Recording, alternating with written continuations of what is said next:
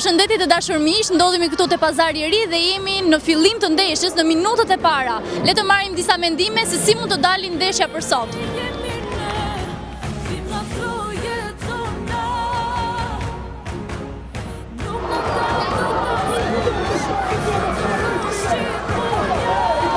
Me flamoj dhe kapele kuqezi. Kështu u prit fillimi i ndeshjes në organizimin që kishte bërë bashkia për të gjithë tifozët tek Pazari i Ri, i cili në ngjyrat e kombëtares duke ende dhe më i bukur.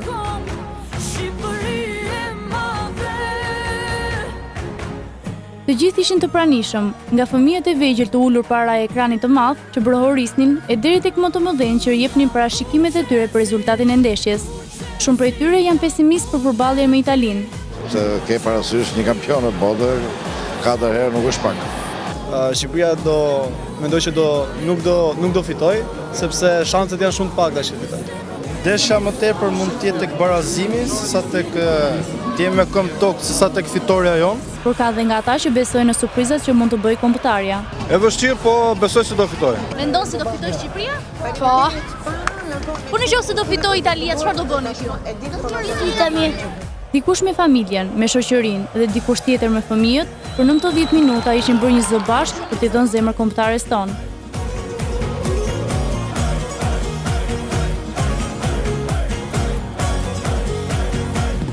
Edhe pse shpesh femrat tregojnë indiferente ndaj futbollit, kombëtarja është më shumë se sa thjesht një lojë. Të veshura me të kuqe dhe me shqiponjë në zemër brohorasin fort. Mendon se do fitoj Shqipëria sot? Po, shpresojmë. Nëse do fitoj, çfarë do bëni? Do festojmë.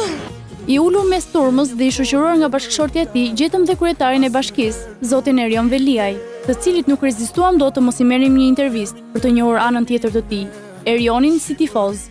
Si ju duket atmosfera sot?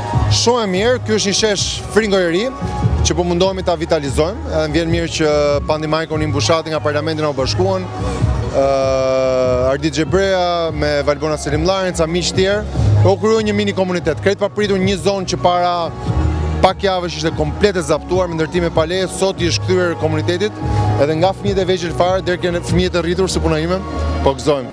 Ajo është çik më tifozë se unë, në fakt. Po, merr më shumë seriozisht këto.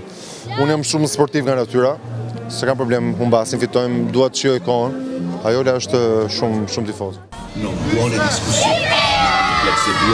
Në sytë e tifozëve shihet trishtimi kur Italia shënon dhe golin e dytë, por kishte edhe nga ata që ishin ende optimistë dhe që humbjen e kaluan me një batutë.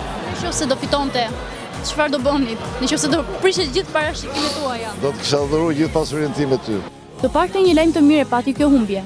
Ky tifoz nuk humbi pasurinë dhe Juldede nuk e pa nudo, por s'mund të themi të njëjtën gjë për fansat.